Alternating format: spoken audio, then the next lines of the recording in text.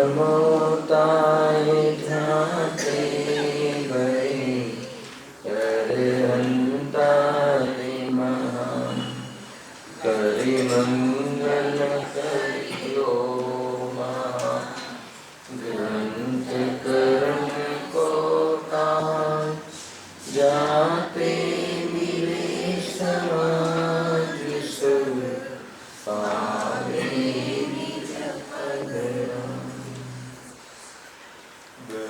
विधि में त्याग नहीं मलिन कया निज भाव अभावत तुनो सजरो पदर्शन आत्म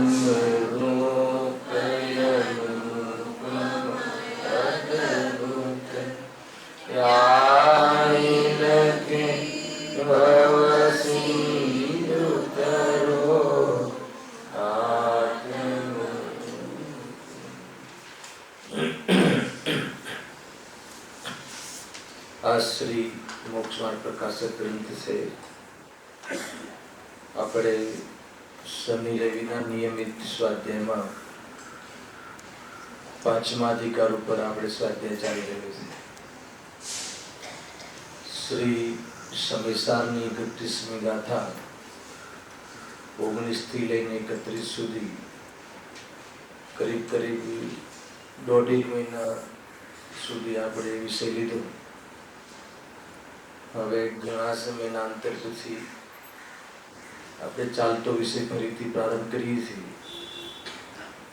અધિકારનું નામ છે અન્ય મત નિરાકરણ. આ અધિકારના અંતર્ગત આપણે શ્વેતાંબર મત અથવા શ્વેતાંબર મત અનુસાર જે દેવશાસ્ત્ર અને ધર્મનું જે અન્યથા સ્વરૂપ છે એના ઉપર અહીંયા ચર્ચા ચાલી રહી છે. પેજ નંબર ગુરુનું અન્યથા સ્વરૂપ આવે ને આપણે મુનિનું 152. મૂળ ટોપિકનું નામ શું છે? દેવ, ગુરુ અને ધર્મનું અન્યથા સ્વરૂપ શ્વેતાંબર મતમાં.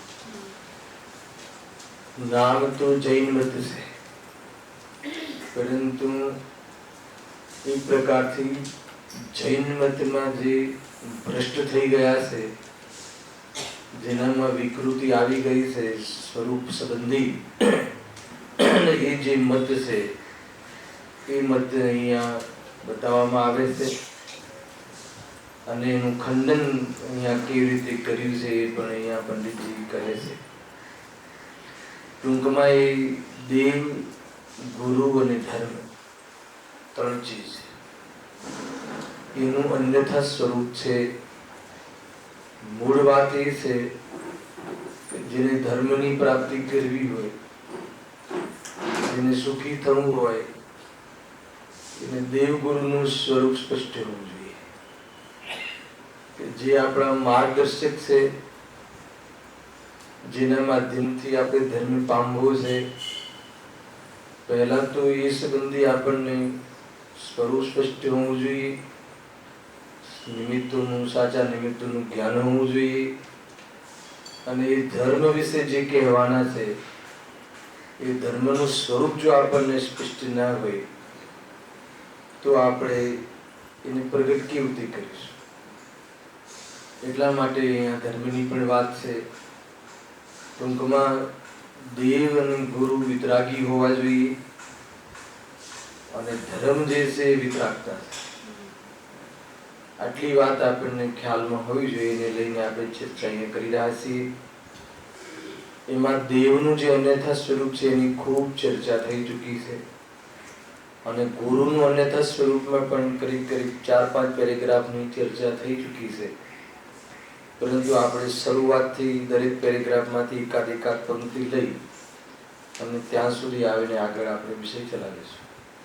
કે ખ્યાલ જ નહીં હોય ને, ગુરુનું અન્યથા સ્વરૂપમાં જે 4-5 પેરેગ્રાફ થઈ ગયા છે, ખૂબ થઈ ગયા છે. ટૂંકમાં પહેલા પેરેગ્રાફમાં શું કહે છે? ગુરુ કેવા હોવા જોઈએ? તો અહીંયા વસ્ત્ર આદિને લઈને અન્યથા સ્વરૂપની ચર્ચા કરી છે. ગુરુના અન્યથા સ્વરૂપનું કેન્દ્ર બિંદુ વસ્ત્ર આદિ જે પરિગ્રહ છે એ પરિગ્રહને લઈને ચર્ચા કરી છે. ગુરુ નિષ્પરિગ્રહી અપરિગ્રહી હોય છે. ગુરુ નિર્ગ્રંથ હોય છે. પંચ મહાવ્રતના ધારક હે ને, અહિંસા મહાવ્રત આદિ, સત્ય મહાવ્રત, અચૌરી મહાવ્રત છે ને, બ્રહ્મચર્ય મહાવ્રત અને અપરિગ્રહી મહાવ્રત, આ 5 મહાવ્રતના ધારક. એટલે અહીંયા અપરિગ્રહની ઓરથી વાત ઉઠાવી છે કે મુનિરાજ અથવા તો ગુરુ અપરિગ્રહી હોય છે. ઉપર લખ્યું છે મુનિને વસ્ત્રાદિક ઉપકરણનો નિષેધ. હેડિંગ આપ્યું છે ગુરુનું અન્યથા સ્વરૂપ. એટલે ગુરુમાં કોણ લેવું, કોને લેવું, તો કે મુનિને ગુરુ લેવું, એમ અહીંયા ખ્યાલમાં આવે. તો જ્યારે તમે ગુરુ તરીકે મુનિરાજને નિર્ગ્રંથ દિશા ને પામેલા મુનિરાજને સ્વીકારો છો તો એ તો પરિગ્રહથી રહિત હોય છે. અને તમે 14 પ્રકારના જે પરિગ્રહ છે એને ઉપકરણના રૂપમાં સ્વીકાર કર્યો છે. સાંભળજો, એટલે કીધું વળી ગુરુના સ્વરૂપને પણ અન્યથા પ્રરૂપે છે. મુનિને વસ્ત્રાદિક 14 ઉપકરણ કહે છે. વસ્ત્રાદિક શું છે? નીચે નામ આપ્યા છે, થઈ ગયું છે. વસ્ત્ર, પાત્ર, ઘણું બધું છે. તો એ વસ્ત્ર આદિ, વસ્ત્ર, પાત્ર, મકાન, રોટલાની વ્યવસ્થા, ટૂંકમાં રોટી, કપડા, મકાન, આ 3 પ્રકારની સમસ્યાઓ અને આ 3ની સમસ્યા અને આ 3ના પ્રયત્ન કયા કોને હોય છે? ગ્રહસ્થને હોય છે. જે હજુ એ વસ્ત્ર આદિ અને આહાર આદિની વ્યવસ્થા, સ્થાનક આદિની વ્યવસ્થામાં જે ઉપયોગ રહેતો હોય એવો જીવ ગુરુ કેવી રીતે હોઈ શકે? મૂળે છે. અરે જે અહીંયા પરિગ્રહ ગણાવ્યા છે એને તમે ગુરુનું ઉપકરણ કહો છો. ઉપકરણ એટલે સાધન, અને સાધન એટલે અને ઉપ એટલે ઉપચારથી સાધન. ઉપકરણ નો અર્થ થાય એને પરમાર્થથી કરણ કોણ છે? રત્નત્રય. અહીંયા એમ કહે છે. અને ઉપચારથી કરણ કોણ છે? તો કે 28 મૂળગુણ પરિણામમાં અને બાહ્યમાં સાચા જીવશાસ્ત્ર. બરાબર છે. તો અહીંયા તો તમે વસ્ત્ર આદિને ઉપકરણ કહો છો. તો અમે પૂછીએ છીએ કે મુનિને નિર્ગ્રંથ કહે છે, એમને ત્યાં પણ મુનિને નામ તો નિર્ગ્રંથ આપ્યું છે. બરાબર. તથા મુનિપદ લેતા 9 પ્રકારે સર્વ પરિગ્રહના ત્યાગ વડે મહાવ્રત અંગીકાર પણ કરે છે. એમના ત્યાં જે ગુરુ છે એ પણ 9 કોટી અને 9 પ્રકાર એટલે 9 કોટી એ સર્વ પરિગ્રહ, 9 કોટી કરવું, કરાવવું, અનુમોદવું, હે ને, એ રીતે સર્વ મન વચન કાયા દ્વારા કરવું, કરાવવું, અનુમોદવું, એમ 9 પ્રકાર થયા. તો 9 પ્રકાર મતલબ કે અનુમોદના બી ન કરે એ મકાનમાં રહેવા જેવું છે, વેપાર આદિ કરવા લાયક છે. ગ્રસ્ત જીવનમાં વેપાર હોય પણ કરવા લાયક છે એમ નહીં. સમ્યક દ્રષ્ટિ ગ્રસ્ત જીવનમાં વેપાર આદિમાં દેખાય, પણ આ કરવા લાયક છે કે આનાથી મને સુખ મળશે કે આનાથી મને અનુકૂળતા અર્થાત નિરાકુરતા મળશે, એ વાત માનતા નથી. મૂળ વાત એ છે. ટૂંકમાં તો અહીંયા તો બહુ ગુરુની વાત છે. ગુરુમાં તો કહે છે કે એમને તું સર્વ પરિગ્રહનો ત્યાગ કર્યો છે. અને તમે અહીંયા કહો છો તો ત્યાં તો વસ્ત્ર આદિ પરિગ્રહ થયો અને તમારા જે ગુરુ છે તો વસ્ત્ર આદિને ધારણ કરે છે. બરાબર, આટલી વાત થઈ. તો પછી જો છે જો વસ્ત્રાદિ પરિગ્રહ છે, પહેલા પૂછ્યું વસ્ત્રાદિ પરિગ્રહ છે કે નહીં. જો છે તો ત્યાગ કર્યા પછી તેઓ શા માટે રાખે છે? પહેલા તો તમે 9 પ્રકારે અહીંયા કહ્યું ને સર્વ પરિગ્રહનો ત્યાગ કર્યો. સર્વ પરિગ્રહમાં વસ્ત્ર આવી ગયો. જ્યારે એનો ત્યાગ કરવાની વાત આવી તો પરિગ્રહ થયો કે ન થયો? ઉપકરણ થયું કે પરિગ્રહ થયો? વસ્ત્ર આદિ લખ્યું છે, વસ્ત્ર પાત્ર બધું લઈ લેવું, વસ્ત્ર મકાન આદિ સર્વ. તો કહે છે કે એ પછી એને એ પરિગ્રહ થયો. તો એ પરિગ્રહ છે તો પછી એનો ત્યાગ કર્યા પછી જ્યારે એનો ત્યાગની વાત તમે કરો છો, વચનમાં ત્યાગ કર્યો એમ કહો છો, તો પછી રાખો છો શા માટે? અને જો પરિગ્રહ નથી તો ગ્રસ્ત જીવનમાં જે રાખે છે વસ્ત્ર આદિ, એને તમે નિષ્પરિગ્રહી કહો. તમે અમને પણ નિષ્પરિગ્રહી કહો તો પછી અમારામાં ને તમારામાં ફરક શું રહે? વાત એ છે, બરાબર છે. માત્ર સુવર્ણ આદિને પરિગ્રહ કહો, સુવર્ણ આદિ તો આપણે છોડી દઈશું, પણ વસ્ત્ર આદિ રાખીશું અને ઘરમાં રહીશું, મકાન આદિ પાત્ર બી રાખીશું. એ તો કહે છે કે ન્યાય નથી. તો હવે બીજા પેરેગ્રાફમાં થોડુંક સાર કહીને આગળ ચાલુ છું, અને એક એક લીટી આપણે વાંચી છે અને એક એક લીટીના અર્થ કર્યા છે, બરાબર છે. તો એમના તરફથી શું કહે છે કે જેમ ક્ષુધાના અર્થે આહાર ગ્રહણ કરીએ છીએ, સાંભળી લો, તેમ શીત ઉષ્ણ આદિ અર્થે વસ્ત્ર આદિ ગ્રહણ કરીએ છીએ, હે ને? એ કહે છે કે કેમ આહાર આદિ જેમ આપણે લઈએ છીએ, ક્ષુધા થાય તો આહાર આદિ લઈએ છીએ, તો પછી શીત આદિથી બચવા માટે ઠંડીથી, ગરમીમાં પતલા કપડા અને ઠંડીમાં મોટા કપડા, મોટું વસ્ત્ર, ગરમ વસ્ત્ર, ઊની વસ્ત્ર લખ્યું છે. ઊનું વસ્ત્ર બધું પરિગ્રહમાં લખ્યું, ઉપકરણમાં લખ્યું છે. ઉપકરણ એટલે સાધન, સાધના માટે સાધનમાં લખ્યું છે. વસ્ત્ર આદિ સાધન છે એમ કહે છે.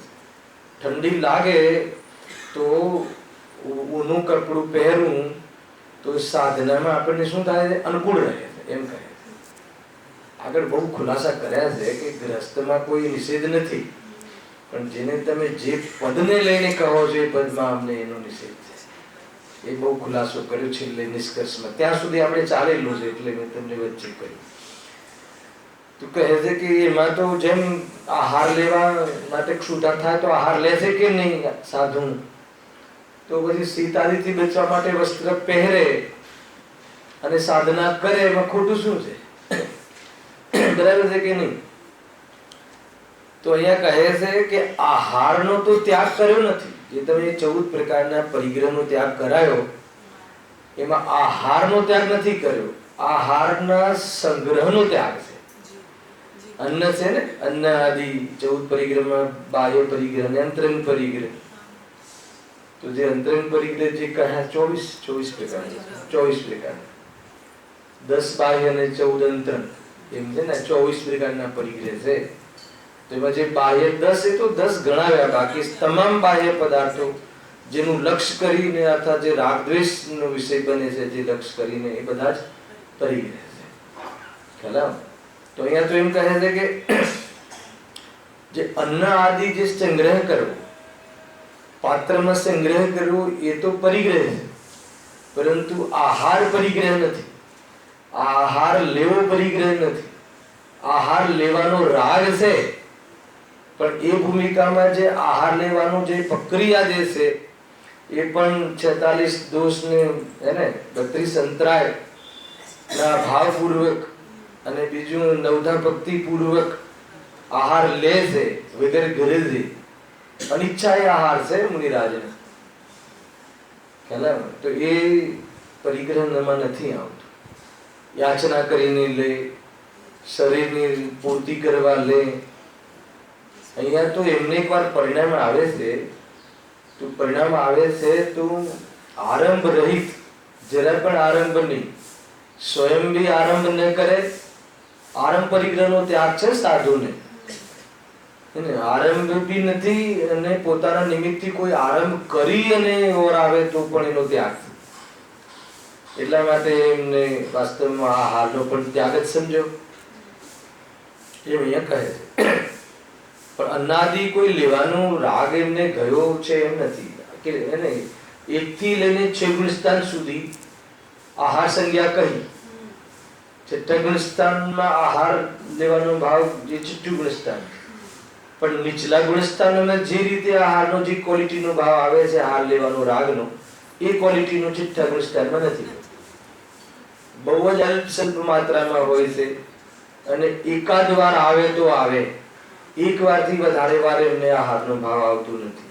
અને બહુ અલ્પ માત્રામાં, બહુ પતલો રાગ હોય છે, પાણીમાં ખેંચેલી લકીર જેવો રાગ હોય. અને આહાર ન આવવા બરાબર છે.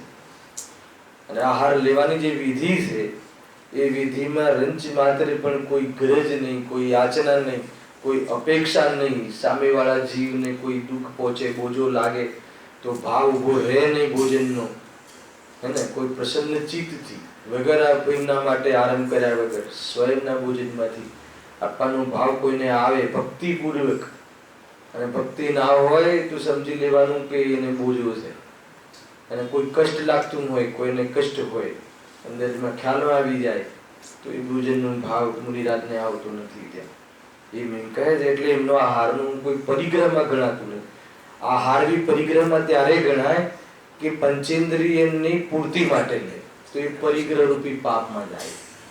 પણ એમને એવું પરિણામ હોતું નથી. જો પાંચ ઇન્દ્રિયના તો કોઈ વિષય જ નથી, અને સર્વ સાવધ યોગનો તો એમને પાપનો તો દીક્ષા લે ત્યાંથી ત્યાગ હોય છે. અને એટલે કોઈ પાપના પોષણ માટે કે કોઈ અન્ય ભોગોની પ્રવૃત્તિ વિશેષ થાય એને બરાબર સક્ષમ રીતે થઈ શકે એવી જાતિની જો કોઈ વાત છે નહીં ત્યાં. એટલે બીજા પેરેગ્રાફમાં એમ કહ્યું છે, જો છેલ્લી લીટી લખી છે બોલ્ડ અક્ષરે, કે વસ્ત્રાદિકનો સંગ્રહ કરવો વા પહેરવા એ સર્વ પરિગ્રહ છે, અને આહારનો સંગ્રહ કરવો પરિગ્રહ છે, પણ આહાર લેવો એ પરિગ્રહ નથી. સ્પષ્ટ લખ્યું છે અંદરમાં, આ તમને મૌખિક રીતે કહ્યું છે.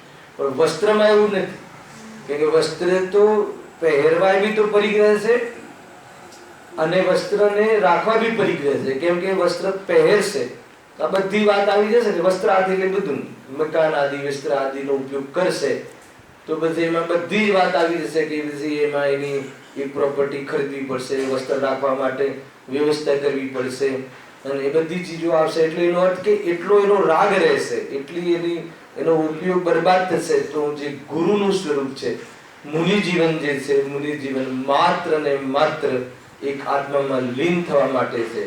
અને વ્રતાદિમાં આવું પણ જેને પોસાતું નથી, વ્રતાદિમાં પણ વ્રતાદિને પ્રમાદ કહ્યું. છઠ્ઠા ગુણસ્થાનમાં વ્રતમાં આવું એમને પ્રમાદ લાગે છે, કુશીલ ભાવ લાગે છે, સ્વભાવ નથી લાગતો. ખ્યાલમાં આવે છે કે નહીં ભાઈ, અને બંનેને એક પ્રકારના માનીને નિષ્કર્મ રૂપે નિર્વિકલ્પ દશાને નિરંતર નિર્વિકલ્પ દશા રહે એનો જ એકમાત્ર ઉપાય, એનો જ એકમાત્ર પુરુષાર્થ. વચ્ચે કોઈ એમની ભૂમિકાનો રાગ આવી જાય તો એ પ્રમાદમાં ગણીને પ્રમાદના ભાવનો ઉપાય કરે છે. આ છે ગુરુનું સ્વરૂપ, બીજું કોઈ નહીં, કશું નહીં. એને સ્વાધ્યાય કરવું, કરાવડાવવું એ એક પ્રમાદમાં લખ્યું. સારાદી સમય સારાદી લખવાનો ભાવ પ્રમાદ ભાવ છે. આ દ્રષ્ટિ છે મુનિરાજની. એના પછી જો ત્રીજો પેરેગ્રાફ શું વાત લઈને આવે છે, એક એક પેરેગ્રાફમાં આરતી લઈ લઈશું. જો કહેશો કે શરીરની સ્થિતિ અર્થે વસ્ત્ર આદિ રાખીએ છીએ પણ મમત્વ નથી, તેથી તેનો પરિગ્રહ કહેતા નથી. શું કહે છે? આ કોઈ કે અમે ઘરમાં રહીએ છીએ પણ ઘરનું મમત્વ નથી. સમ્યક દૃષ્ટિ માટે કહેવાય છે ને, ભરતજી ઘર મેં ભી વૈરાગી. સમ્યક દૃષ્ટિ ઘરમાં રહે છે પણ ઘરમાં રહેતા નથી, એ શ્રદ્ધાની અપેક્ષા છે. અરે ઘરમાં રહે છે એટલે એટલો એને રાગ છે. સમ્યક દૃષ્ટિ એને ઘર પ્રત્યે એકત્વ બુદ્ધિ નથી. ઘર મારું છે ને હું ઘરનો છું, અથવા ઘર અને આત્માને એક માનીને અનુભવ કરતા નથી, પરંતુ ઘરમાં રહેવાનો રાગ મટ્યો નથી, હે ને, વેપાર આદિ કરવાનો ભાવ મટ્યો નથી. કહું લીધું હતું આ પેરેગ્રાફમાં, મને યાદ છે. વેપાર આદિમાં સુખ બુદ્ધિ મટી ગઈ છે, પણ વેપાર આદિના રાગનો અભાવ કહ્યું તું, યાદ છે કોઈને કયા ગુણ સ્થાનમાં થાય છે? ઋષભ વેપાર આદિનો પાંચમા ગુણ સ્થાનમાં આઠમી પ્રતિમા. બહુ ઊંચી વાત છે. સાતમી પ્રતિમા સુધી તો વેપાર આદિનો રાગનો અભાવ થતો નથી. ભલે વેપાર આદિ ના કરે, આખું જીવન વેપાર આદિનો વિચારે ના આવે, આવે છે એટલી મંદતા આવી શકે છે વેપાર કરવાના ભાવમાં કે વેપાર આદિ છોડી દે વિચારે ના આવે, ખબરે ના હોય વેપાર શું છે. પણ કલ્યાણ યોગ કહે છે કે તું પણ વેપાર કરવાની કશાયનો અભાવ કઈ ભૂમિકામાં થાય છે? પંચમ ગુણ સ્થાનમાં. એને બી 8મી ભૂમિકા ગજબ છે. 7મી પ્રતિમા સુધી તો વેપારનો ભાવ છે. અરે ગજબ છે. જૈન શાસન તો કહે છે કે પંચમ ગુણ સ્થાનની 7મી પ્રતિમા સુધી તો તારે તારી વ્યવસ્થા સ્વયં કરવાની છે. તું સમાજ ઉપર બોજો બને તો એ જૈન ધર્મના અનુશાસનની વિરુદ્ધમાં છે. ખ્યાલ આવે કે નહીં? 8મી પ્રતિમા તો આરંભ પ્રારંભનો ત્યાગ થઈ જાય છે. એટલે હવે એને આગળ વિતરાગતા વધી ગઈ છે. હવે તો બી આચના નહીં. બહુ ગજબનું સ્વરૂપ છે ચંદ્રકાંતભાઈ. બહુ વૈજ્ઞાનિક અને બહુ વિતરાગતા ગર્ભિત વૈજ્ઞાનિક જીવન છે.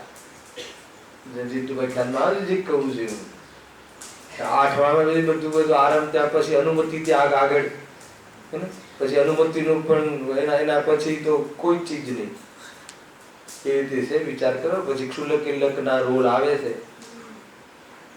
એટલે વિતરાગી થતો જાય છે. પછી પોતાના માટે કોઈ જે બી એને જેનું પાસે પૈસા હોય એમાં આ તો એની વ્યવસ્થા એની રીતે કરે છે. પછી પતી ગયું. સમાજ ઉપર બોજો નહીં. 7મી પ્રતિમા સુધી તો પોતે કમાઈને કરે છે. અને 8મી પ્રતિમામાં આવે એના પૂર્વમાં એની એવી તૈયારી હોય છે કે મારે મારું જીવન મારી રીતે ચાલી શકે. એને એ રીતે છે. પછી ઉદિષ્ટાહારનો ત્યાગ ને બધી પ્રતિમાઓ આગળ આગળ આગળ થતી જાય. ઘરમાં રહે પણ એ રીતે વિતરાગી થઈને રહે છે. છતાં પણ કહે છે કે ગ્રસ્ત જીવન છે. એને ઘરનો રાગ છે. સંયોગમાં ઘર છે ને, જેને સહી રાગ ના હોય ગ્રહસ્થ ઘરનો, એને સંયોગમાં ઘર ક્યારેય ના હોય. નિયમ છે. નિમિત્ત નૈમિત્તિક સંબંધ છે. સંયોગમાં ઘર ના હોય પણ મોટા મોટા મહેલનો અંદરમાં રાગ હોય એવું તો બને. ફૂટપાથ પર રહેતો હોય પરંતુ આખી આમ મોટા મોટા બિલ્ડિંગો પર રહેવાનો રાગ હોય એવું તો બને. પરંતુ રાગ મટી જાય અને ઘરમાં દેખાય એવું ના બને. વસ્ત્રનું એ મુનિ જીવન એવું છે કે વસ્ત્ર, રોટી, કપડા અને મકાન ત્રણેયનું, રોટલા કમાવાનો, વસ્ત્ર રાખવાનું અને એની વ્યવસ્થા કરવાનો અને મકાનમાં રહેવાનો રાગ મુનિરાજોને હોતો નથી, ગુરુને હોતો નથી. ખ્યાલ આવે? ગુરુદેવશ્રી તો કેટલું કહે. વસ્ત્રનો એક ધાગો પણ રાખે ને પોતાને મુનિ માને અને મનાવડાવે તો એને નિરોધનો દોષ. એમને તો કહ્યું છે પણ આપણે સાવધાની ન રાખીએ તો આપણી વાત છે. એ તો સ્વયં કહે છે.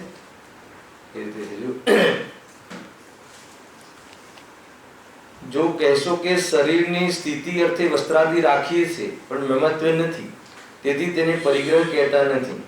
અમે ઘરમાં રહીએ છીએ પણ અમને ઘરનો મોહ નથી કે એમ નથી, એવું ના બને. પણ સદ્ધાનમાં તો જ્યારથી સમ્યક દૃષ્ટિ થયો ત્યારથી સર્વ પરદ્રવ્યમાં મમત્વનો અભાવ થયો છે. એટલે એ અપેક્ષાએ તો ચોથું ગુણસ્થાન જ પરિગ્રહ રહિત કહો ને. નથી. અરે તું તો એમ કહે છે કે તને તો આત્માની ખબર નથી અને સ્વપનનું ભેદ વિજ્ઞાન નથી. પણ જેને સ્વપનનું ભેદ વિજ્ઞાન છે, શુદ્ધાત્માની દૃષ્ટિ છે, પરદ્રવ્યમાં અહમ બુદ્ધિ નથી, એવા સમ્યક દૃષ્ટિને, ઘરમાં રહેતા સમ્યક દૃષ્ટિને શું નામ આપશો? બોલ. ચોથા ગુણસ્થાનનું નામ શું છે? અવૃત્તિ સમ્યક દૃષ્ટિ, અસંયમી સમ્યક દૃષ્ટિ. તો પછી તમે એને અપરિગ્રહી કહો. એને પછી ચોથા ગુણસ્થાનનું નામ તમે અપરિગ્રહી શું કામ રાખ્યું? એ ગ્રહસ્થ જીવનનું ચોથું પાંચમું ગ્રહસ્થ જીવનમાં ના ગુણસ્થાનો છે. અને એમાં ચોથું ગુણસ્થાન અસંયમી ને પાંચમું ગુણસ્થાન એક દેશ સંયમનું છે. ત્યાં બી પૂરું સંયમ નથી.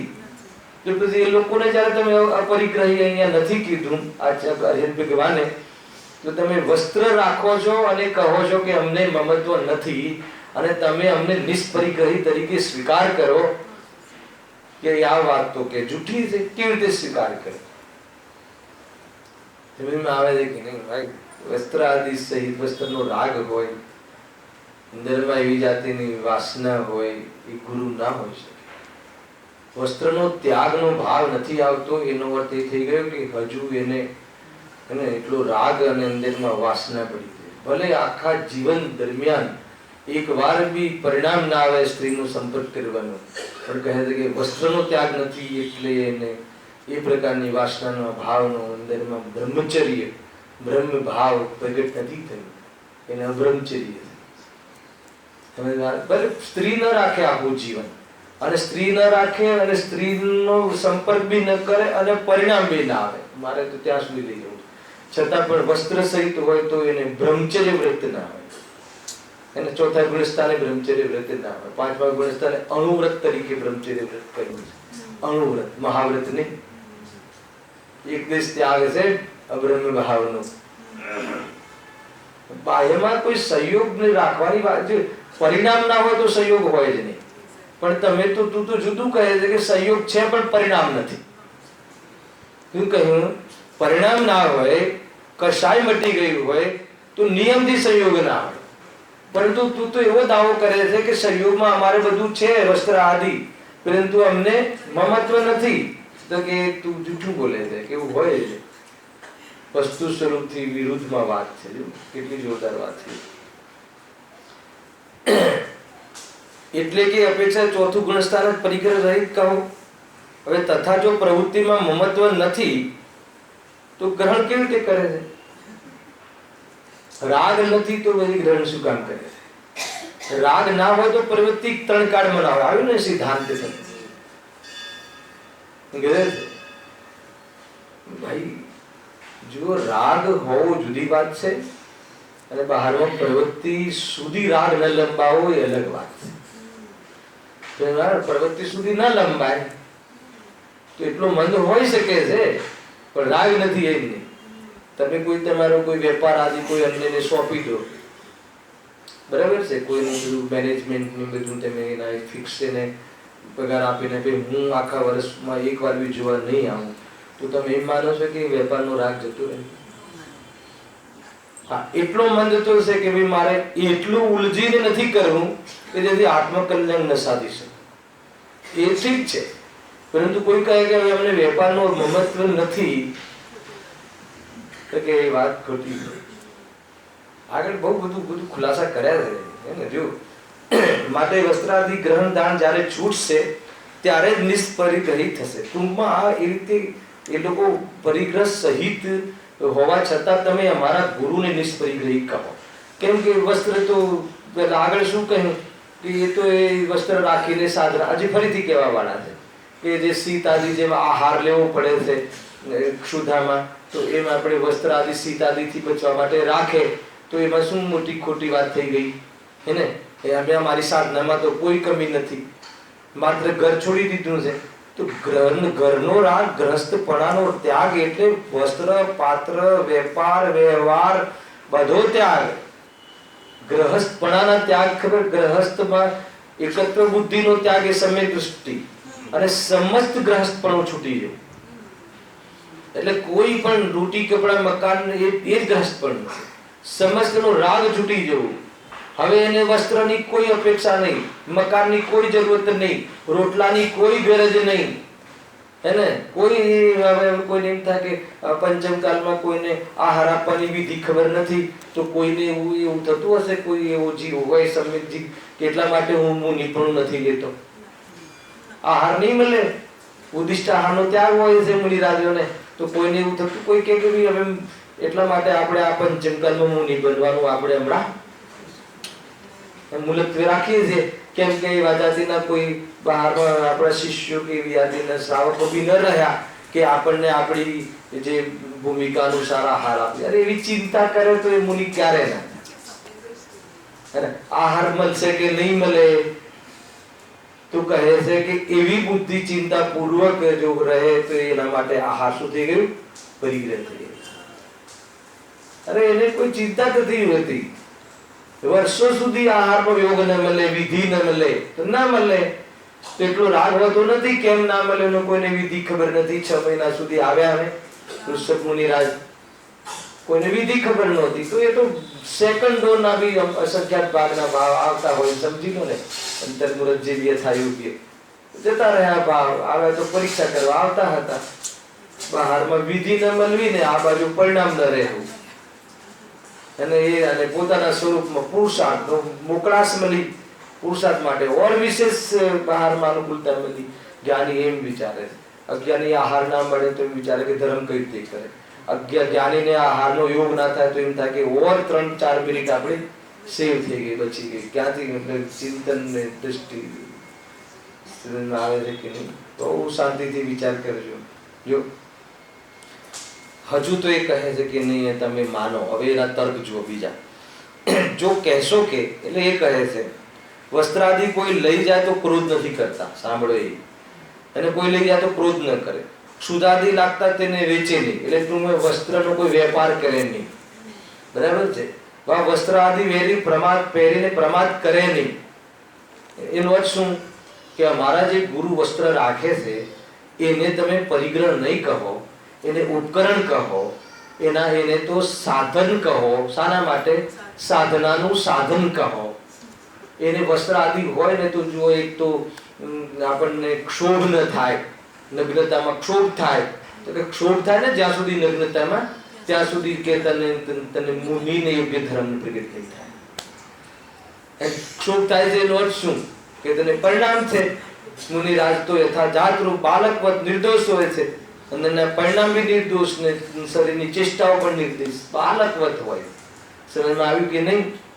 તો કહે છે કે નહીં આપણને થોડું વસ્ત્ર પહેરીએ તો આપણે અસ્થિરતા ના રહે અને નગ્ન હોઈએ તો આપણને થોડો સંકોચ થાય, મંદિરમાં જતા સંકોચ થાય ને.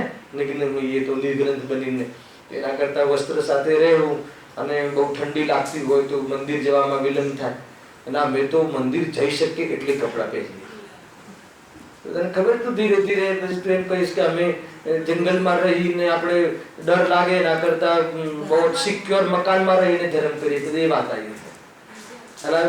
પછી એમ થાય કે આહારમાં પછી કોઈ કેવી જાતિના સાઉથમાં જઈએ તો કેવો આહાર આપે અને અહીંયા થોડું કઈ બી થોડી આગળ પાછળ થઈ જાય છે ખાવામાં તો કેવી શરીરની સિસ્ટમ બગડી જાય છે. તો પછી અમને ધર્મમાં શું થાય છે? ધર્મ કરવાનું છૂટી જાય છે. એના કરતા ઘરમાં વ્યવસ્થિત માતાના પત્નીના હાથે વ્યવસ્થિત શુદ્ધ અને સાત્વિક ભોજન લઈ અને પછી સાધના કરી. તો તું સંસાર જ ચાહે છે. પછી આ વાતો આવશે કે નહીં આવે?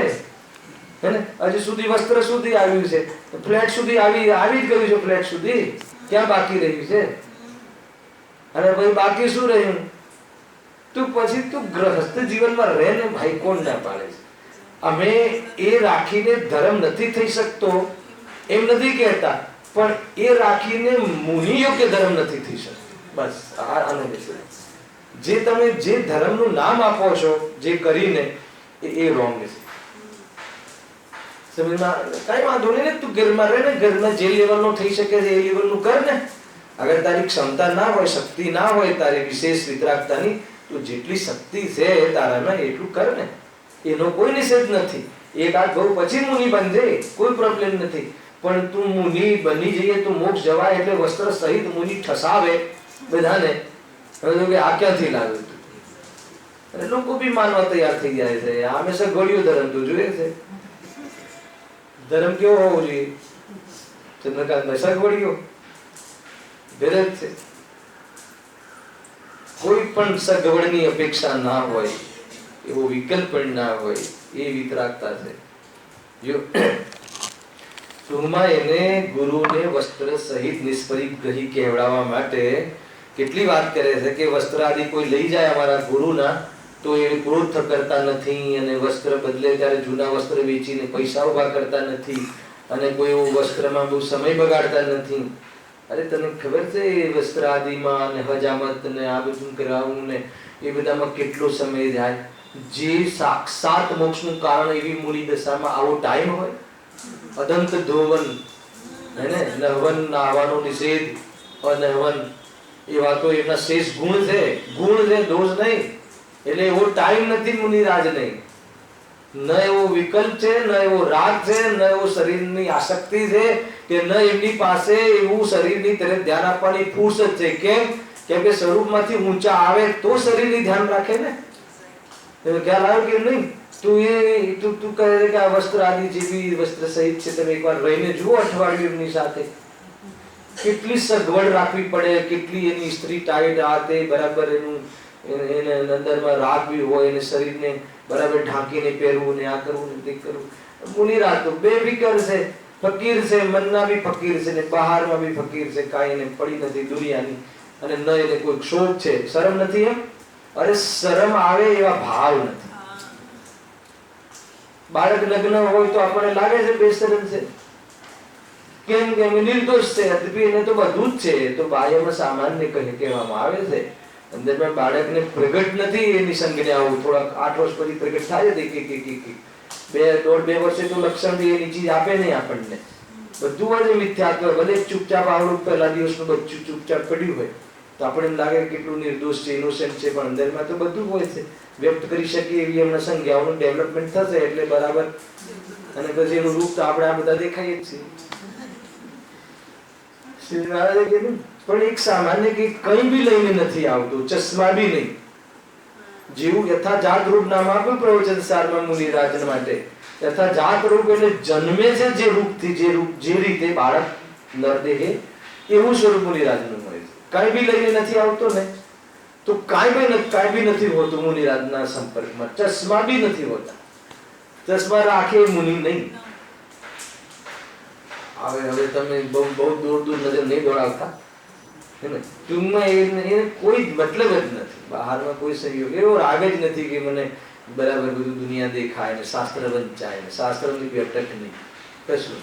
સ્વરૂપ મારે જેને શાસ્ત્રના સંપૂર્ણ ભાવ શુદ્ધ કેવલી આવે છે કે નહીં, એક દેડકો પણ શુદ્ધ કેવલી, ભાવ શુદ્ધ કેવલી, આખા સમય સાર ટૂંકમાં 5-4 પરમાગમનો જેને ભાવ પ્રગટ થઈ ગયો હોય, સાર પ્રગટ થઈ ગયું હોય, એ જીવને પછી આ શાસ્ત્ર હવે મારે વાંચવાનું બાકી રહી ગયું એવી યાદીનો કોઈ વિકલ્પ નથી. આજે બી આવ્યું હતું બોલું નિર્વિકલ્પ દિશા માટે. અબદ્ધ છું, હું અબદ્ધ છું એમ તો વિચારીએ ને કે અરે બદ્ધ છું ને અબદ્ધ છું. એને અબદ્ધ છું એ પણ વિકલ્પ છે, હું અબદ્ધ છું એ પણ વિકલ્પ છે. એ વિકલ્પ જ્યાં સુધી રહેશે, અરે હું ગાયક છું એ વિકલ્પનો પણ તને બોજો નહીં લાગે, એ પણ વિકલ્પ છે, નહીં પક્ષ છે, રાગ છે. પહેલા હું ગાયક છું એવો વિકલ્પ કરવો એ પણ રાગ છે. એટલો રહેશે ત્યાં સુધી નયાતિક્રાંત નિર્વિકલ્પ દશા નહીં થાય. પછી તું ક્યાં વસ્ત્ર ને પાત્ર ને એનું ધ્યાન રાખવું ને મોટા મોટા ડમાચા ને પછી એ લઈને બધું ફરવું ને કેટલા રાગવેશ થતા હશે. જો અહીંયા તો તોડ બી આપે છે, પંડિતજી જે તોડ આપે છે. હજુ લીધું છે ચોથું, પણ પરિણામોની સ્થિરતા વડે ધર્મ જ સાધે છે. શું કહે છે કે આ બધું રાખે છે ને પણ એને સ્થિરતા માટે રાખે છે. એમ પરિણામોની સ્થિરતા રહે છે વસ્ત્રાથી. બાકી કોઈ એને વસ્ત્રને વેચવાનું પ્રયોજન નથી કે વસ્ત્રથી કોઈ પોતાને મહાન બનાવવાનું પ્રયોજન નથી, પણ બસ આ એટલે થોડું ક્ષોભ ન રહે ને બસ એટલા માટે એ થોડું સ્થિરતા માટે એ ધર્મને સાધે છે. ટૂંકમાં ભલે કપડાં પહેરે, એને ગુરુ ભલે કપડાં પહેરે, પણ તો પછી ગુરુ પણ કઈ બાજુથી રહ્યું એમાં? ગુરુ પણ એટલે 3 ચોકડીના કશાયના અભાવપૂર્વકની વિતરાગ પણ સાક્ષાત અરિહંતનું રૂપ. સાક્ષાત જાણે કે હમણાં ગુરુદેવ કહે કે આ તો સિદ્ધોની ટેલિટીમાં ઉભા છે, હે ને? એ તો હમણાં બસ સિદ્ધ બનશે, હમણાં તું એક આંખની પલક કરે એટલામાં સિદ્ધ બની જશે, એટલી તૈયારી વાળા જેવું હોય. અને તું કહે કે વસ્ત્ર અને આટલું બધું પડોજણ રાખે, કેવી રીતે પોસિબલ છે? જો આગળ હવે એનો તોડ આપે છે, એનું ખંડન. હવે બાહ્ય ક્રોધ કરવા નહીં કર. ભલે સમાજના ડરે હું ગુરુ છું તો ભાઈ કોઈ વસ્ત્ર આમ લઈ લે તો ક્રોધ ના કરે, બાહ્યમાં ક્રોધની પ્રવૃત્તિ ના દેખાય, પણ જે વસ્તુ ઈષ્ટ લાગતી હોય એ કોઈ લઈ લે તો એને અંદરમાં ખેદ તો થવાનું છે. એને કીધું જો એના ગ્રહણમાં ઈષ્ટ બુદ્ધિ હોય તો તેના વિયોગમાં અનિષ્ટ બુદ્ધિ થઈ જ જાય. એને માન લો કે જે 4, 5 કે 8, 10 ગુરુ સાથે રહેતા હોય, જે બી સંગ રહેતો હોય, તો કોઈ ગુરુનું કોઈ ધોતિયું કોઈ લઈ લે તો પછી કેવું થતું હશે? જે બી ધોતિયું કે ખેસ કે ઉપરની ચાદર કે ખેસ જે બી કહેવાતું હોય, જે બી નામ હોય, એ વસ્ત્ર બીજા શિષ્ય લઈ લે કે બીજા શિષ્ય, તો એ કેવું થતું હશે? તો કહે છે કે જ્યારે તને એના સહયોગમાં ઈષ્ટ બુદ્ધિ છે તો એના વિયોગમાં અંદરમાં તને અનિષ્ટ બુદ્ધિ હોય છે. પણ પેલાને તો સહયોગ જ નથી, કેમ કે ઈષ્ટ અનિષ્ટ બુદ્ધિ પહેલા તોડી અને પછી સહયોગનો રાગ તોડ્યો. હવે એને શું છે? અને હવે આગળ કેવા વાળા છે પીછી કમંડલ બી, તો કે એના પર બી અધિકાર નહીં. અરે કોઈ સ્થાન પર બી અધિકાર નહીં. એને કોઈ બી જાતિના સ્થાન નથી હોતા કે ત્યાં તો મોટા મોટા ડેરા બની ગયા. ક્યાંથી કઈ? અરે મુનિરાજ ત્યાં કોઈ એક જગ્યાએ બેસે અને આ હાલીમાં નીકળી ગયા અને એક કમ્ફર્ટ હોય જે જગ્યા એમના માટે, બીજું કોઈ મુનિ બેસી ગયું, કોઈ વાઘસિંહ બેસી ગયો, કોઈ બીજું કોઈ વ્યક્તિ બેસી ગયો, તો આવીને ઉઠાડે, ચલો આ તો મારી જગ્યા છે, હું અહીંયા બેસતો હતો, હું વર્ષોથી આ જગ્યા પર બેસીને હું સાધના કરું છું. ખરે હવે તમને બધાને ખબર છે કે કેવી પ્રકારના ઝઘડા થાય છે, તો ક્યાંથી રહ્યું કે પોસિબલ જ નથી. સમજો, બહુ જોરદાર છે ભાઈ. જો આગળ શું કહે છે? હા હા તેના અને તો તેના હાથે યાચના શા માટે કરવામાં આવે? હવે એ વસ્ત્ર રાખશે એટલે એની યાચના બી તો થશે જ ને. વસ્ત્રની કોણ કરશે વ્યવસ્થા? તો એ યાચના વગર થશે તો પૂછવા આવશે, તો ભાઈ કે તમારે કેટલા મીટર જોઈએ છે, કઈ બિલનું છે, બધું જ ચાલે છે, શું છે મતલબ છે. હવે એટલો ટાઈમ હોય, એ ગુરુ હોઈ શકે, એક ગ્રહસ્થ જીવ, જેમ હું તમારી પાસે મારી કોઈ ચીજ મંગાવું અને એવી ચીજ કોઈ ગુરુ મંગાવે તો કેવું લાગે આપણને? આપણને મહિમા આવે એ વ્યક્તિનો, ગુરુ તરીકે આપણે પ્રેરણા લાગે આપણને. સાધર્મી હોઈ શકે, સાધર્મી વાત્સલ્ય જુદી વાત છે, પણ ગુરુની જગ્યાએ કેવી રીતે બેસાડે, કેવી રીતે સંભાળે? વળી વેચતા નથી, કેવું લખ્યું છે પંડિતજી, પણ તે તો ધાતુ રાખવાની પોતાની હિંમતા થશે એમ જાણી વેચતા નથી. કેમ નથી વેચતા ખબર છે? એ પેલા કોઈન બનતા ને, પેલા તો ક્યાં હતી, નોટો જ ક્યાં હતી, એટલે પેલા આના એક આના બે આના રૂપિયામાં લે રોકડા કોઈન, એ જ વિનિમય હતું. હવે વેચે તો રૂપિયા રાખે તો પછી લોકો ધન તો પરિગ્રહમાં નાખ્યું છે એ લોકોએ, તો પછી કે લોકો શું કહેશે એટલા માટે નથી વેચતા, બાકી એ કરે ને. હવે તો બેંક બેલેન્સ શું છે, હવે તો પૂછવાની જરૂર નથી. મુનિના હાથમાં પીછી કમંડલ શોભે, ફોન ન શોભે.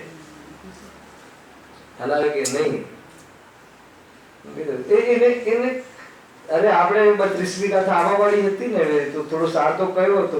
એની ભૂમિકામાં આવા રાગથી ભાવ્ય શંકર દોષ એને બી એટેન્ડ નહીં કરીને સ્વરૂપમાં લીન રહે, તો ફોન રાખીને દુનિયાના ખાતા પૂછે.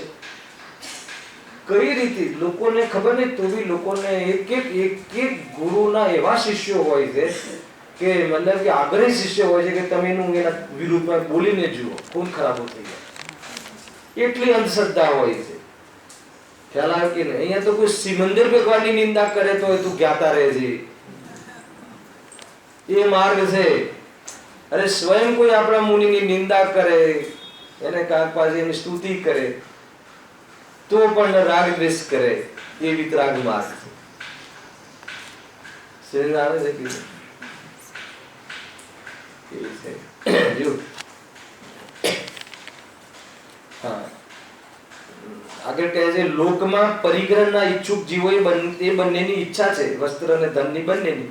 તેથી ચોરાધિક ભયાધિકના કાળમાં કોઈને તેથી ચોરાધિક અને ભયાધિકના કાળમાં એ બંને સમાન છે. હવે માની લો કે જેને વસ્ત્ર રાખતા હશે, જે બી ગુરુ વસ્ત્ર રાખતા હશે, તો વસ્ત્ર રાખવા માટે થેલી તો રાખતા હશે ને, કે નહીં રાખતા? કોઈ જોયું હશે તમે તો બધા, તમને ખ્યાલ બી હશે. વસ્ત્ર રાખે તો વસ્ત્રને રાખવા માટે કોઈ એક વસ્ત્ર રાખે એવું છે? અરે એક લંગોટ રાખે એને બી શ્રાવક કહેશું હમણાં આગળ આવશે અહીંયા, તો એ તો કેટલા વસ્ત્રો થઈ ગયા. તો પછી એક જોડી હોય કે 2-3 જોડી તો હશે કમસે કમ.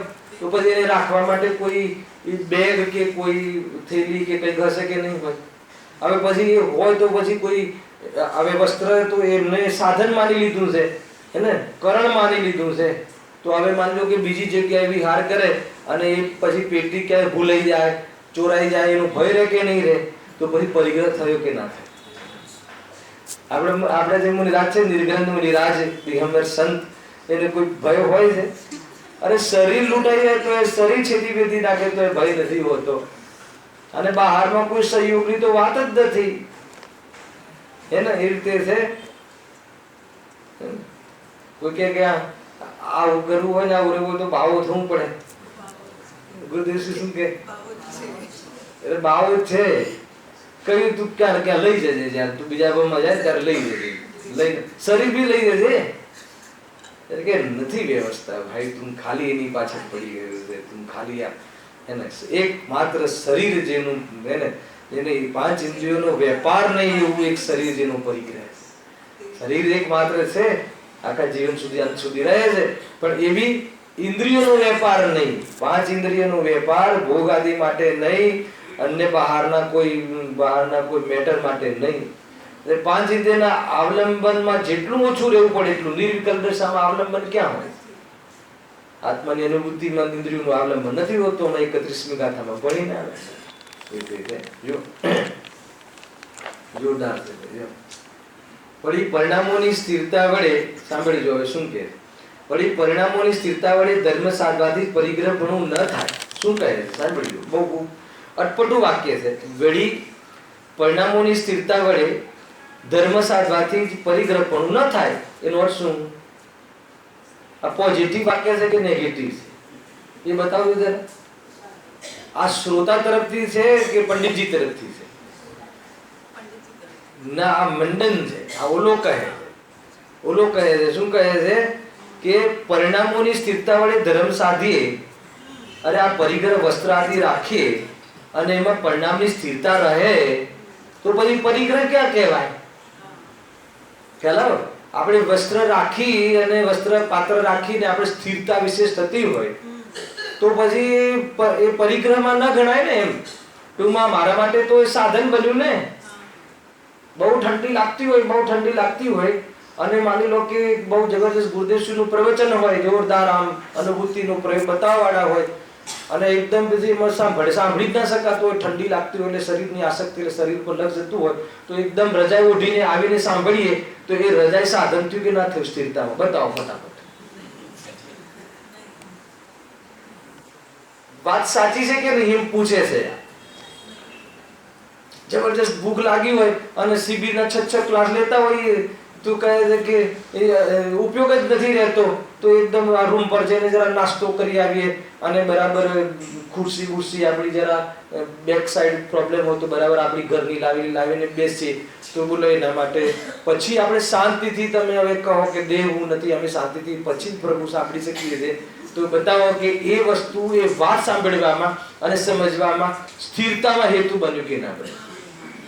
એટલા માટે શરીર સારું હોવું એ ધર્મ માટે જરૂરી છે કે નહીં? ખ્યાલ કે નહીં? છે કે નહીં? આવું જીતતું વિજ્ઞાન નથી, ત્યાં સ્થિરતા નથી.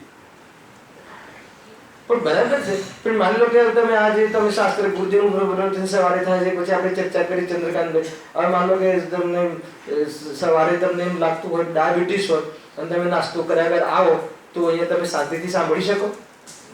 ના સાંભળી શકો. તો પછી ભોજન કરીને આવીએ ને બધું અને વ્યવસ્થિત કપડાં શાંતિથી, ઠંડી હોય તો પહેરીને આવીએ ને ગરમી હોય પંખો એ તમે ફટાક દઈને વ્યંગમાં ઘણી વાર કહો તો કમસે કમ મારે તો બંધ કરવો જ પડે ને. એને સોનગઢનો પાછો આધાર આપો. સોનગઢમાં પંખા છે નથી ને?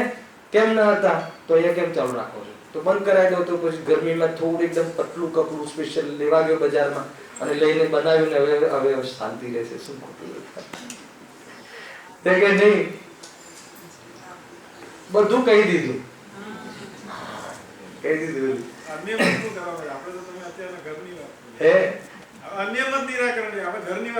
આ તો બગડેલો જૈન છે ને. તો મૂળ જૈન તો એક જ ધર્મ છે. કોઈ સ્થાનક ને શ્વેતાંબર બધા જૈન નથી. એ તો જૈન માંથી પછી એમને પોતપોતાની સગવડ કાઢીને અલગ અલગ સ્થાપના કરી કે ભાઈ જૈન ધર્મનો આવો બી એક અમે એક સંસ્થા સ્થાપીએ છીએ કે આમાં તમને બધી વ્યવસ્થા મળશે ને ધર્મ થશે. તો કેવી એ થયું ને, એ વિકૃતિ આવી ગઈ એમ કહેવાનું. વાંધો નહીં, હું તમને તમારા પક્ષની બી વાત કરું છું. જો એવું આપ્યું છે એક ભાઈ મને શું કે જ્યારે સમોષણ છે ને, આ મંદિર તો સમોષણ કહેવાય ને જીતુભાઈ, તો ભગવાનના સમોષણમાં મંદ ગતિએ પવન વહેતો હોય અને સુગંધિત પવન વહેતો હોય તો પછી આપણે બી તો મંદિરની રચના એવી કરવી જોઈએ. હવે એને શું કહેવું? એને શું જવાબ આપવો? સમોષણમાં તો એવું હોય છે કે નહીં એ કહો પહેલા. અને આ સમોષણ છે કે નહીં? આ બી આ સમોષણની પ્રતિકૃતિ છે કે નહીં? તો પછી જેવું સમોષણમાં એવી ભગવાન, જેવું ભગવાનનું સમોષણમાં સાચા ભગવાન છે એવી પ્રતિમા બનાવી તો બધું જ પછી એવી પ્રકારનું અનુકરણ કરવું જોઈએ કે ના કરવું? એટલા માટે અમે આ બધી વ્યવસ્થાઓ કરીએ છીએ. એક ભાઈ મને આવું કીધું હતું, હવે શું જવાબ આપે જીતુભાઈ? શું કહે? જો હે શું કહે? ક્યાં હતા? હા, પરિણામોની સ્થિરતા વડે ધર્મ સાધવાથી પરિગ્રહપણું ન થાય. જો લખ્યું ન થાય તો પછી પરિગ્રહ ક્યાંથી કહેવાય? તો એટલી જ ભાષામાં એનું અને તરતો કહીને જવાબ આપે છે. તો કોઈને ઘણી સ્થિત લાગતા રજા રાખી પરિણામોની સ્થિરતા કરે અને ધર્મ સાધે, ખ્યાલ આવે ને, તો તેને પણ નિષ્પરિગ્રહી કહો. પંડિતજી કહે તો તમે એને નિષ્પરિગ્રહી કહેશો? કહે છે કે જો બહુ જોરદાર તોડ આપે છે. અંતિમ વાંચું છું સમાપ્ત કરતા પહેલા. અને એ પ્રમાણે તો ગ્રહસ્થ ધર્મ અને મુનિ ધર્મમાં વિશેષતા શું રહે? ટૂંકમાં એમને એ પણ કહી દીધું કે ગ્રહસ્થ ધર્મમાં તો આ ઉચિત છે, એમાં નિષેધ નથી. કે ગ્રહસ્થ જીવનમાં જીવ શરીરની બહુ આસક્તિ હોય છે અને શરીરની આસક્તિને લઈને કોઈ વાત સાંભળવા સુધી પણ એને એવી ક્ષમતા નથી રહેતી. તો કદાચિત એના જીવનમાં એને ભલે અભ્યાસ ન કરી શકે, ખરેખર તો ગ્રસ્ત જીવનમાં બી એવો અભ્યાસ રાખવો જોઈએ. જેવી અનુકૂળતા જે પ્રમાણે હોય તો એના અભ્યાસમાં એકવાર રહેવું જોઈએ. ભલે ઘરે અરબપતિ હોય પણ બહારમાં નેચર સાથે રહેતા શીખવું જોઈએ. કારણ કે આપણે અંતમાં એ જગ્યાએ જવાનું છે. અભ્યાસ રાખવો જોઈએ. ભલે ઘરે 100 નોકર હોય પણ પોતે પોતાનું કાર્ય સ્વયં કરવાની એકવાર અભ્યાસ રાખવો જોઈએ. એકવાર માનો કે તમારા ઘરમાં 3 નોકર હોય, 3 નોકર હોય ને તમારા માટે ભોજન બનાવે અને એકવાર તમે પોતે શુદ્ધતાથી ભોજન બનાવવાનો એકવાર કલાક પ્રયાસ કરજો. તમને સંતુષ્ટિ થશે કે નહીં, જેટલી કેર આપણે કરી શકીએ જીવોની હિંસાને બચવા માટે એવું નોકર કરી શકે? ન કરી શકે. તો એવું બી ઘણા બધા અભ્યાસ કરવા જોઈએ. મુનિરાજને ભલે આપણને એટલો રાગનો અભાવ નથી પણ એ આટલું સાંભળીને મોહની એવી મનતા થઈ શકે કે એના વગર રહીને પણ આત્માની વિચાર કરી શકીએ. છતાં અહીંયા કહે છે કે ગ્રસ્ત જીવનમાં અમે કોઈ એનો નિષેધ નથી કરતા. તું એવું વસ્તુ એ કરીને તું ગ્રહસ્થ ધર્મ પાડે છે એમ કહે તો મને ક્યાં વાંધો છે, પરંતુ તું કાર્ય તો ગ્રહસ્થનું કરે છે અને તારે સન્માન અને તારે આદર મુનિનો જોઈએ છે, એની વાત છે. ગ્રસ્ત જીવનમાં તું થોડોક સામાન્ય પંખો કરી અને તને બહુ સહન ના થતો આસક્તિ બહુ છે તો તું શાસ્ત્ર વાંચે તો એ ગ્રસ્ત જીવન પાપમય જ હોય છે. તને પાપોનો ત્યાગ નથી. તું ઇન્દ્રિયોના ભોગ માટે ઘણા પાપ કરે છે તો તું પાપ ઓછું અને લાભ બહુ થતો હોય તો ગ્રસ્ત જીવનમાં નિષેધ નથી, એવું પંડિતજીએ કહ્યું. એટલે શું પંખાનો વાંધો? એમ કહ્યું. એ તો કોઈની એવી માનો કે ભાઈ ગ્રસ્ત જીવનમાં તો જે પ્રતિમા છે, ભગવાનની પ્રતિમા છે, મંદિર છે, શાસ્ત્ર ભંડાર છે, એ પણ ગ્રસ્ત જીવનમાં ની સાધના માટેનો પરિગ્રહ છે. હે ને? મુનિરાજોને એની અટક નથી પણ માનો કે આપણને એવી અવસ્થા આવી જાય કે ન જઈ શકીએ તો ઘર દેરાસર આપણે કરી શકીએ છીએ, પ્રતિમા આપણે લાવી શકીએ છીએ અને બરાબર પૂરી વિધિ હલાવ કે નહીં. શું બધા બહાર બેસે સાદે મંદિરમાં સુરદેવમાં એટલે બેસે છે કે બાર સિસ્ટમ સારી છે એટલે બેસે છે.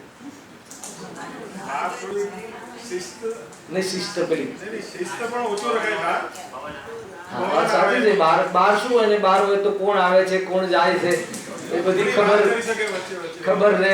થોડીક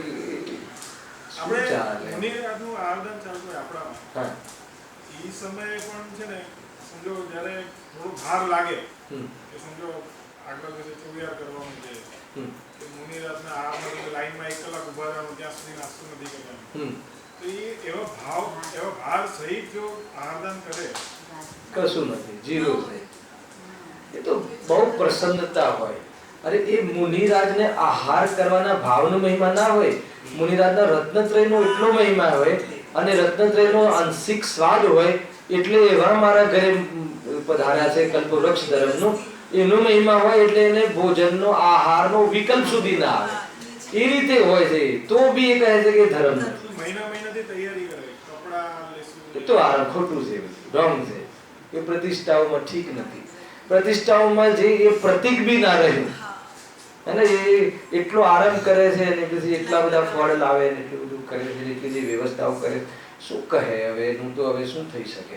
પરંતુ ઠીક નથી હે ને, અમે ના એની અનુમોદના કરી દેશે કે ન અમે તો એવોર્ડ કરી નાખીએ છીએ પછી એવા પ્રસંગોમાં. આપણે કેમ કે આપણે પોતાને રાગ દ્વેષ છે તે ક્લેશ થાય છે, નિંદાઓ થાય છે, શું કરે એને. અને આપણે એવા પુણ્ય નથી ગુરુદેવ જેવા કે કોઈ આપણી વાત સાંભળે. મેઇન તો પ્રોબ્લેમ એ છે, સત્ય વાત કહેવા છતાં પણ કોઈ સાંભળે એવા ગુરુદેવ જેવા પુણ્ય જોઈએ.